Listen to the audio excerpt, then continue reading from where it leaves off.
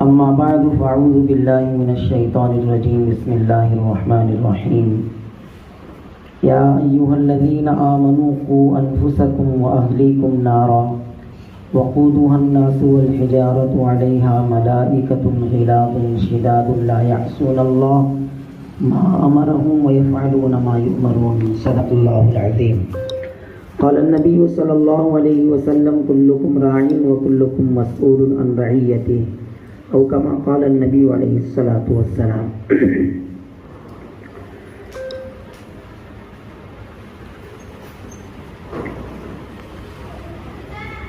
یہاں تشریف لائی میری معزز خواتین، مائیں، بہنیں اور مرد حضرات اور اسکول کے مینجمنٹ. سب سے پہلے میں ہمارے رفیق، ہمارے دوست علی جناب ارشاد صاحب جو اس اسکول کو ماشاءاللہ بحسن خوبی چلا رہے ہیں اور اچھے انداز میں یہاں شاہباد میں ایک تعلیم کا ماحول پھیلائے ہیں. اللہ سے دعا کرتا ہوں سب سے پہلے کہ اس اسکول کو اللہ نظر بد سے بچائے اور تمام تر رکاوٹوں کو اللہ ختم فرمائے اور ایک صحیح نہج پر، جس نہج پر اب چل رہا ہے، اللہ آخر تک اس اسکول کو ایسے ہی چلائے. جیسا کہ آپ کے سامنے بات آئی، ہمارے ارشاد بھائی نے کہا کہ والدین کی ذمہ داریاں دینی اعتبار سے اور دنیاوی اعتبار سے کیا ہیں اس بارے میں بتاؤں گا. میں کچھ باتیں آپ کے سامنے رکھوں گا جو تقریر کا انداز نہیں ہوگا. یوں سمجھیے کہ ہمارا آپس میں ایک مذاکرہ ہے کچھ باتوں کو لے کر، اور ہماری اپنی ذمہ داریوں کو لے کر کچھ باتیں ہیں جس کو حل کرنا اور جس کو درست کرنا ہم سب کے لیے ضروری ہے. کیونکہ جہاں آپ اپنے اولاد کے لیے فکر مند ہیں اور ان کی تعلیم کے لیے کوشاں ہیں اور اسکولوں کو اپنے بچوں کو بھیج رہے ہیں، وہیں میں بھی اس دوڑ میں آپ کے ساتھ ہوں. میرے بھی بچے یہاں پڑھتے ہیں. تو ہماری کیا ذمہ داری ہے بحیثیت والدین اور بحیثیت ماں باپ، ہماری کیا ذمہ داری ہے؟ دیکھیے، جو قوم علم حاصل نہیں کرتی اور جو قوم علم سے کوری رہتی ہے اس کو کبھی دنیا میں ترقی نہیں ملتی، کبھی دنیا میں ترقی نہیں ملتی.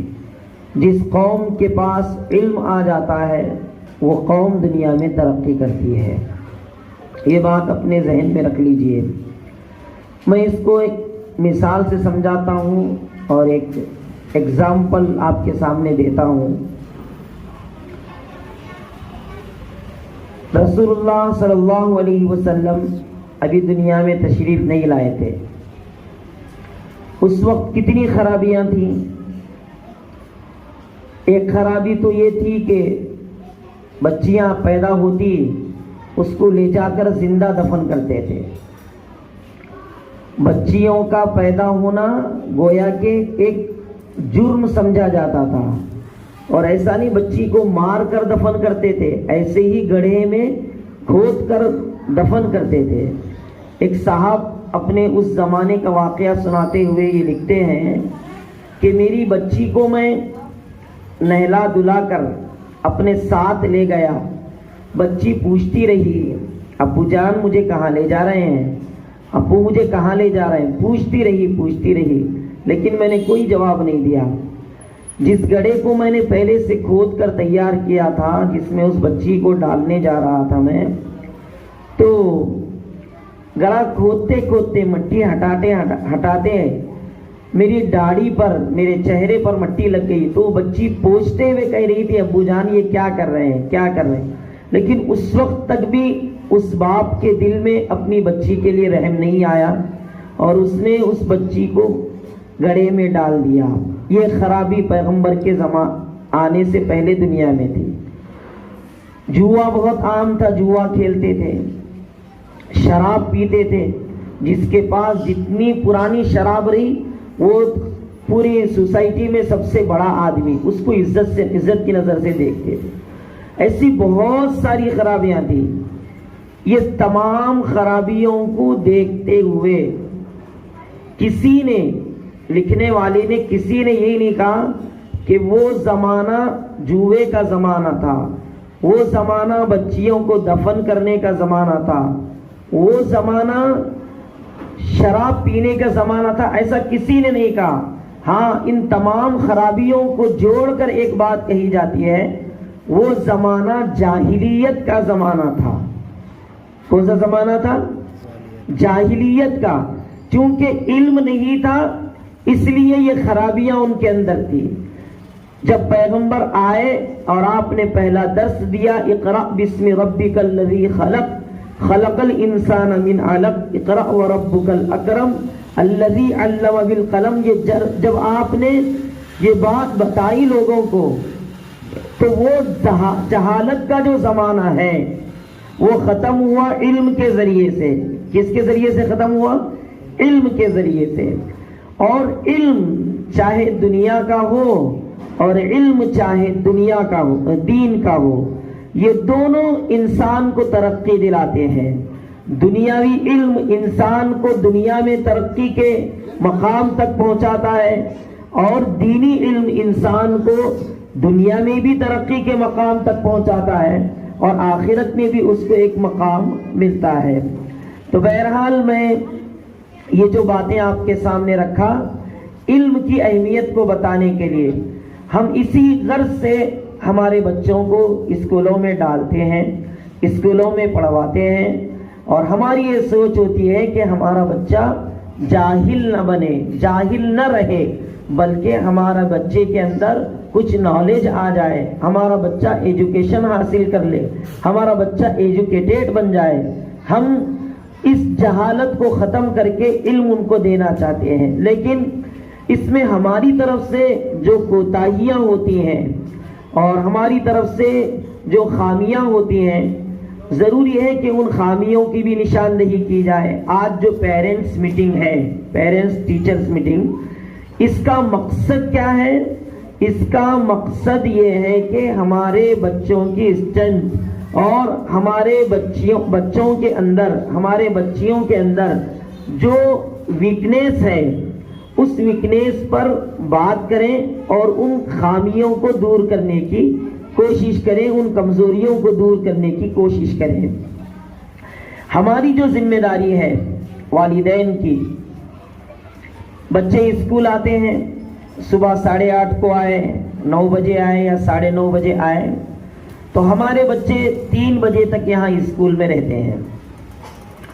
اسکول سے گھر کو آنے کے بعد 1 گھنٹہ ان کو فریڈم چھوڑیں، کھیلنے کے لیے آزاد چھوڑیں، اور 1 گھنٹے کے بعد ان بچوں کے ساتھ، چاہے والد ہو چاہے والدہ ہو، چاہے باپ ہو چاہے ماں ہو، پیرنٹس ان کو ایک پلاننگ بنا کر دیں، ہوم اسٹڈی ان کو کرائیں، اور جو کچھ اسکول میں ان کو دیا گیا ہے ہوم ورک، ماں سہیلی بن کر، ماں بچے کی دوست بن کر، گھل مل کر اس کو پکڑ کر بٹھائے، اس بچے سے پوچھے کہ آج اسکول میں کیا پڑھایا گیا، کیا آج اسکول میں تمہیں سکھایا گیا، اور کیا تمہیں ہوم ورک گھر میں کرنے کے لیے دیا گیا۔ تو اب آپ جب تک اپنے بچوں سے گھل مل کر ان کے ساتھ ان کی باتوں کو نہیں سنیں گے، اس وقت وہ بچے آپ کے قریب نہیں ہوں گے۔ ہماری خرابی یہ ہے کہ ہم کبھی پوچھتے نہیں اسکول سے ہمارے بچے کیا پڑھ کر آئے، کیا نہیں پڑھ کر آئے، اور کیا ہوم ورک ہے، کیا دیا انہوں نے کرنے کے لیے۔ ہاں، ایک چیز ہماری خرابی یہ ہے کہ بچہ اگر شکایت لے کر آتا ہے ٹیچرز کی، بچی شکایت لے کر آتی ہے ٹیچرز کی، اسی وقت بچے کے سامنے، بچی کے سامنے ہم اس کے استاد کو، اس کے ٹیچر کو برا بھلا کہتے ہیں۔ یاد رکھو یہ اتنی خراب اور اتنی گندی عادت ہے ہماری، اس سے آپ کے بچے کا فیوچر برباد ہو سکتا ہے۔ علم کے لیے سب سے پہلی چیز ہے ادب۔ جس بچے میں، جس بچی میں استاد کا ادب نہیں ہوگا وہ بچہ کبھی آگے نہیں بڑھ سکتا۔ اور جو ماں باپ اپنے بچوں کے سامنے ان کے ٹیچر کی خرابیاں بیان کرتے ہیں، وہ گویا اپنے بچے کو ایک گڑھا کھود کر اس کے اندر ڈھکیل رہے ہیں۔ رسپیکٹ یہ بہت ضروری ہے بچے کے دل میں اپنے ٹیچر کے بارے میں آئے۔ جب تک ٹیچر کے بارے میں بچے کے دل میں رسپیکٹ نہیں ہوگا، مثلاً آپ کا بچہ اگر آج کہا کہ ہمارے ٹیچر کیا بھی نہیں پڑھائے، 3 پیریڈ ان کے ریزرو تھے، 2 پیریڈ ریزرو چلے گئے، خالی گئے، ٹیچرز بیٹھ کر بات کر رہے تھے، فلاں کر رہے تھے، خامخواہ میرے کو مارے، تو آپ فوراً بولے بھائی کیا کر رہی ہوں، اتنے پیسے لے رہی ہوں اسکول ہمارے، کیا کر رہی ہوں اتنے پیسے لے کو، حرام کے پیسے ہیں کیا ہمارے؟ اور بعض میں اپنے کانوں سے سنا سو ہوں، ایک بچی شکایت کی تو اس کی ماں نے کہی ایسی گالی دے کر ٹیچر کو، میں بول نہیں سکتا وہ گالی کو یا دوہرا نہیں سکتا۔ تو اب جب ہم بچوں کے سامنے ان کے ٹیچر کی بے عزتی کریں گے، وہ بچے ہماری عزت کہاں سے کریں گے، رسپیکٹ کہاں کریں گے؟ جب رسپیکٹ ختم ہو جائے گی تو پھر آپ کے بچے کے پاس سے علم ختم ہو جائے گا۔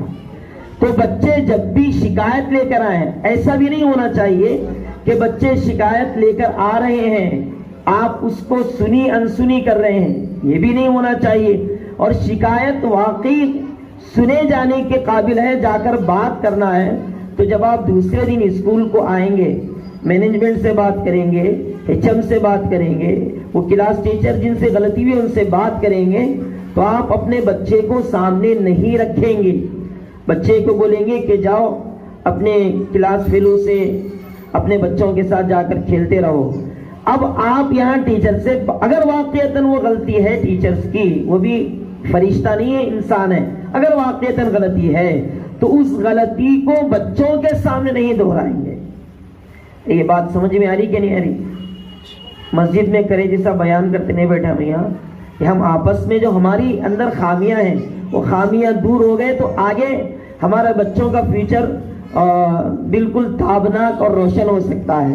یہ خرابیاں، اگر یہ باتیں اگرچہ کہ ہمیں اس وقت چھوٹی چھوٹی نظر آ رہی ہیں، لیکن ان کی طرف ہم توجہ کریں گے تو یہی ہمارے بچوں کے مستقبل کو بنانے کا کام دیں گے۔ تو سب سے پہلی چیز، بچے اگر شکایت لے کر آئے تو ان کی شکایت کو توجہ سے سننا، ایسا بھی نہیں سننا نہیں، اگر وہ شکایت کو دور کرنا بہت ضروری ہے تو دوسرے دن جب آ کر آپ بات کریں گے تو آپ پوری توجہ کے بچے کو سامنے سے ہٹا کر ٹیچر سے بات کریں گے، اور واقعتاً غلطی ہے تو جلد سے جلد اس غلطی کو دور کرنے کی کوشش کریں گے۔ ایک تو یہ ہے ہماری ذمہ داری۔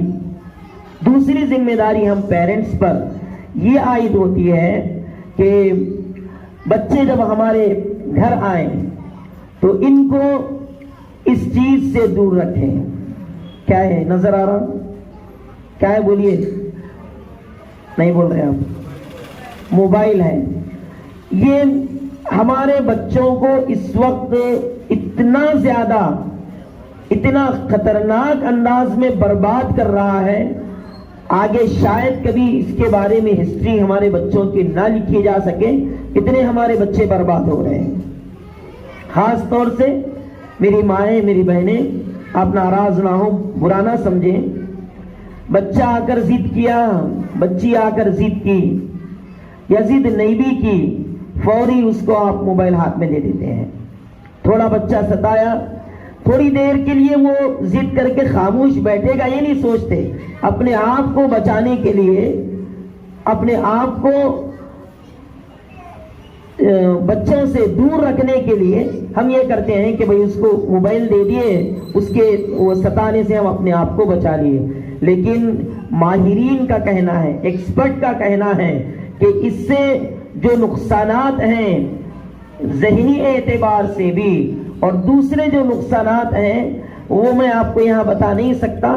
میں کبھی مرد حضرات میں بات ہوگی تو بتاؤں گا کہ اس کے نقصانات 18-19 سال کے بعد بچوں کی باڈی پر جو پڑنے والے ہیں وہ بڑے بھیانک نقصانات ہیں. آگے چل کر گویا کہ نسل کشی ہے اس کے استعمال سے.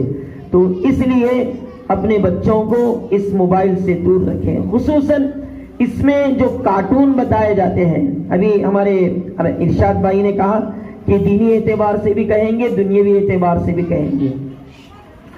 تو میں چونکہ ہمارے برادران وطن بھی ہیں یہاں پر اور ہماری مائیں بہنیں بھی ہیں، تو میں یہ بات کہوں گا کہ جتنے کارٹونز ہیں ان کارٹونز کے ذریعے سے آپ کے بچوں کے ذہن کو قیامت کے قریب ایک جو بڑا فتنہ آنے والا ہے اس فتنے سے جو پیغمبر نے ڈرایا ہے اس فتنے کو بالکل محبت کے انداز میں بچوں کے دل میں بھرایا جا رہا ہے. فتنہ کیا ہے؟ قیامت کے قریب کا دجال آئے گا. آپ کو معلوم ہے دجال آئے گا.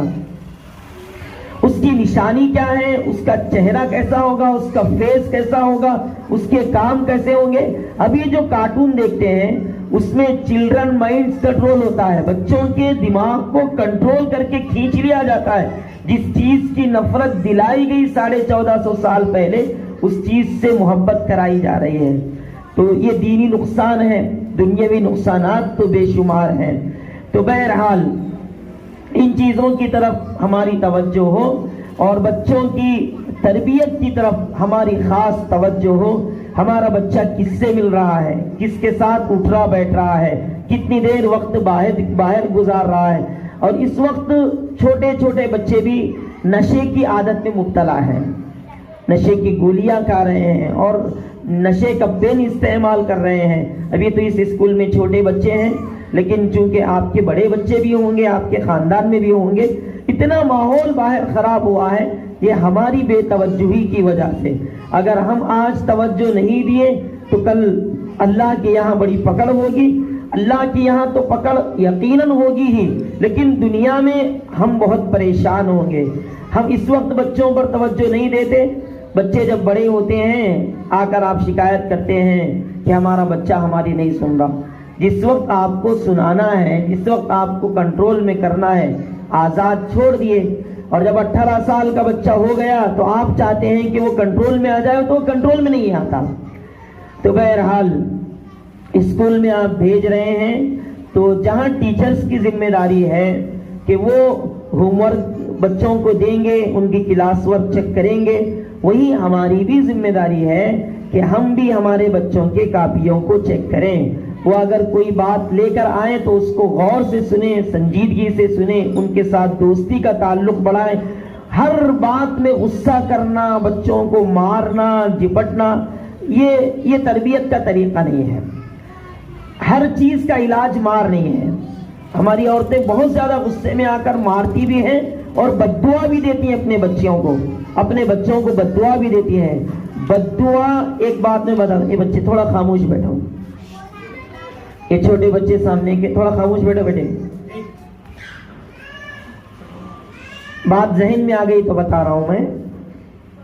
بد دعا ہو یا دعا، یہ فوری قبول ہونا ضروری نہیں، کچھ وقت لگ سکتا ہے قبول، لیکن قبول ہوگی ضرور.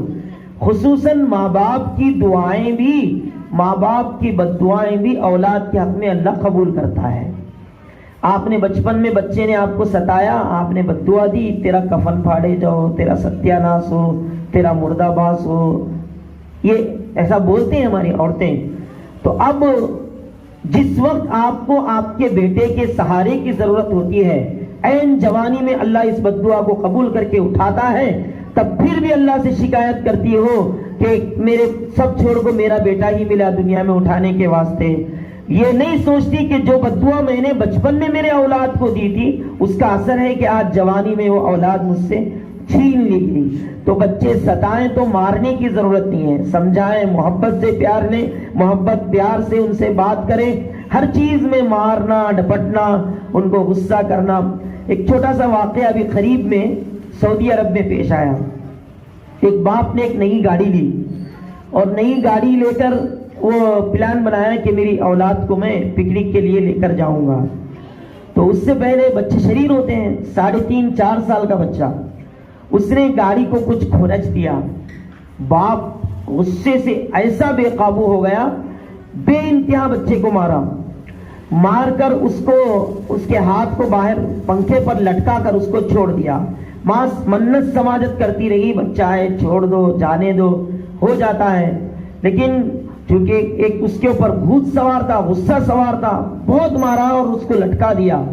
اور کچھ دیر کے بعد اس کو بچے کو وہاں سے اتارا تو ہاتھ اس کے پورے شل ہو گئے تھے. اور اس بچے کو جب دواخانے لے کر گئے تو ڈاکٹر نے کہا اب یہ ہاتھ کسی کام کے نہیں رہے, ان کو کاٹنا پڑے گا. وقتی غصے نے کتنی بربادی لائی. باپ کو غصہ آتا, دیکھتا نہیں, بے حساب مارتا بچوں کو, گدی پر پٹک کر مارتا, جو ہاتھ میں ملا وہ لے کر مارتا, لیکن اس کا نتیجہ نہیں سوچتا. بچوں کی بھی ذہنیت یہ بن جاتی کہ یہ گھر میرے لیے جیل خانہ ہے, اس سے بہتر ہے تو کہیں جا کر میں اور رہ جاؤں. بچپن سے جب بچوں کا یہ ذہن بنے گا تو آگے چل کر یہ اولاد آپ کے ہاتھ سے نکل جائے گی. تو بہرحال یہ کچھ باتیں تھیں جو میں نے آپ کے سامنے بتائی. یہاں اسٹوڈنٹ بھی ہیں, اسٹوڈنٹ سے بھی میں ایک دو باتیں عرض کروں گا. میری باتیں سنیں بچے. یہ بات شاید میں اختلاف رکھتا ہوں, ہمارے رشاد بھائی اس سے متفق نہ ہو. ٹیوشن کے سلسلے میں ہمیشہ میری یہ رائے ہوتی ہے کہ بچوں کو ٹیوشن نہ پڑھائیں. کیوں میں ایسا بولتا ہوں اس کی وجہ بھی بتاتا ہوں. جب ہمارے بچے صبح 8:30 سے 3 بجے تک اسکول میں رہتے ہیں, جب پورا وقت دیتے ہیں, پھر ٹیوشن کی کیا ضرورت ہے؟ ایک سوال ہے. اس کا جواب نہیں, بچے فلاں سبجیکٹ میں ویک ہیں اس لیے. بچے کیوں ویک ہیں؟ اب یہ بچوں سے میں پوچھتا ہوں, جب کلاس میں ٹیچر آپ کو پڑھاتے ہیں تو آپ اگر توجہ سے سن لیے, پورا فوکس ٹیچر جو سبجیکٹ آپ کو پڑھا رہے ہیں اس کو غور سے سن لیے, تو پھر ٹیوشن کی ضرورت ہی نہیں. ٹیوشن کی ضرورت بچوں کو اس وقت ہوتی ہے. اس کی طرف بھی والدین اپنے بچوں کو توجہ دلائیں کہ ٹیچرز کلاس میں جو سبجیکٹ پڑھا رہے ہیں وہ سبجیکٹ کی طرف بچے توجہ سے سنیں, پوری توجہ سے. اسمارٹ ورک بھی کریں ہمارے بچے اور ہارڈ ورک بھی کریں. جو دماغ سے ہو سکتے ہیں کام اچھے وہ بھی کریں, جو محنت سے ہو سکتے ہیں وہ بھی کریں. صرف ٹیچر پڑھا رہے ہیں اور آپ سن رہے ہیں اور اس کو نظر انداز کر رہے ہیں, پھر وہ سبجیکٹ آپ کا کمزور ہو جائے گا. تو میں بچوں سے کہوں گا کہ جب ٹیچرز کلاس میں داخل ہوں اور جو آپ کو وہ لیسن لیں اور جو سبق وہ پڑھائیں اس کو غور سے سنیں, پورے غور سے. جب آپ غور سے سنیں گے تو پھر ٹیوشن کی ضرورت نہیں, ایکسٹرا وقت آپ کو دینے کی ضرورت نہیں. ایکسٹرا وقت اس وقت دیں گے جب آپ غور سے نہیں سنیں گے. ہاں ہم یہ مانتے ہیں کہ کچھ بچے ذہنی کمزور ہوتے ہیں, کسی کے یاد کرنے کا طریقہ الگ ہوتا ہے, وہ ٹیچرز کے اوپر ہے, وہ بچوں کے نفسیات کو پڑھیں گی پہلے. ہمارے استاد بولتے تھے کہ جب فرسٹ ڈے ٹیچر کلاس میں چلے جائے, استاد کلاس میں جائے تو جاتے ہی کتاب کھول کر پڑھانا نہیں چاہیے. بچوں سے پہلے گھلنا ملنا چاہیے, ان کی نفسیات کو, ان کی ذہنی کیا سوچ ہے اس کو پہلے کھینچنا چاہیے. اس کے بعد آپ پڑھانا شروع. ڈائریکٹ آپ جاتے ہی ان کو سبجیکٹ پڑھائیں گے فلاں فلاں تو ان کے ذہن میں نہیں ہوگا. ٹیچر جب تک بچوں سے نہیں گھلے گا, گھل مل کر اور ان کی نفسیات کو نہیں پڑھے گا, اس وقت تک وہ بچوں پر محنت نہیں کر سکے گا. تو میں ٹیچر سے بھی یہ گزارش کروں گا, حالانکہ عنوان تو الگ تھا, میں نے تینوں چیزوں کو ذہن میں رکھ کر بات کی ہے. ٹیچر سے بھی ایک بچے کے یاد کرنے کا طریقہ الگ ہوتا ہے. 10 منٹ میں ایک بچے کو ایک چیز یاد ہوتی ہے, ایک بچے کو 15 منٹ میں یاد ہوتی ہے. تو آپ اس کو پورے بچوں کے سامنے, اے ڈل بچے, اے بیوقوف بچے, تو کلاس میں 3rd کلاس ہے تو پڑھ نہیں سکتا, یہ الفاظ بچوں کے مستقبل کو خراب کر دیتے ہیں، اس کے ذہن میں بیٹھ جاتے ہیں۔ اس لیے کہ بچپن کا جو وقت ہوتا ہے ایسا سانچہ ہوتا ہے، جیسا ذہن بنے ویسے آخر تک، بچپن کا 55 تک بولتے نہیں بڑے لوگ، جو چیز بچپن میں یاد کی جاتی وہ 55 تک بھی نہیں بھولتے۔ تو جو بچپن میں ڈالا جاتا، ٹیچرز عام طور سے جو چیز ڈالتے ہیں وہ بچہ ایسا کیچ کرتا ہے، وہ سمجھتا ہے کہ یار میں کچھ کر نہیں سکتا ہوں۔ تو اس لیے ان چیزوں کی طرف توجہ دیں، ایک پلاننگ بنا کر ہوم اسٹڈی کے لیے ایک پلاننگ بنائیں کہ کتنے وقت میں بچوں کو پڑھانا ہے، کتنے وقت میں چیک کرنا ہے، ان کی غذا کے اوپر بھی خاص دھیان دیں۔ اسکول مینجمنٹ ماشاءاللہ ہمارے ارشاد بھائی بولتے رہتے ہیں، بچے آ کر سناتے رہتے ہیں کہ غذا سے بھی بچوں کی تعلیم میں بڑا فرق پڑتا ہے۔ تربیت کے اوپر بھی دھیان دیں، بچے چھوٹے ہیں بول کر ہم ان کی تربیت کی طرف توجہ نہیں دیتے، یہی چیزیں آگے چل کر ان کی خرابی کا سبب بنتی ہیں۔ بس یہ کچھ باتیں تھیں جو ادھر ادھر سے بکھری ہوئی باتیں میں نے آپ کے سامنے کی ہیں۔ یہ صرف آپ کے لیے نہیں، اس میں میں بھی اپنے آپ کو شامل کیا ہوں۔ جو باتیں بتائی گئی ہیں والدین کی ذمہ داریوں کے عنوان سے، اللہ مجھے بھی عمل کی توفیق دے اور آپ سب بھی ان باتوں پر عمل کریں۔ میں پھر ایک مرتبہ ہمارے عالی جناب ارشاد بھائی اور ان کے پورے مینجمنٹ اور ٹیچرز کا شکریہ ادا کرتا ہوں کہ انہوں نے مجھے کچھ بولنے کا موقع عنایت کیا۔ میں اس دعا پر اپنی بات کو ختم کرتا ہوں۔ اللہ اس اسکول کو خوب ترقیات سے نوازے، پورے شہباد میں بلکہ پورے ضلع گلبرگہ میں اس اسکول کو دوسرے اسکولوں کے لیے اللہ نمونہ بنائے، ماڈل بنائے، اس کی خدمات کو اللہ پورے عالم میں چمکائے، مہکائے۔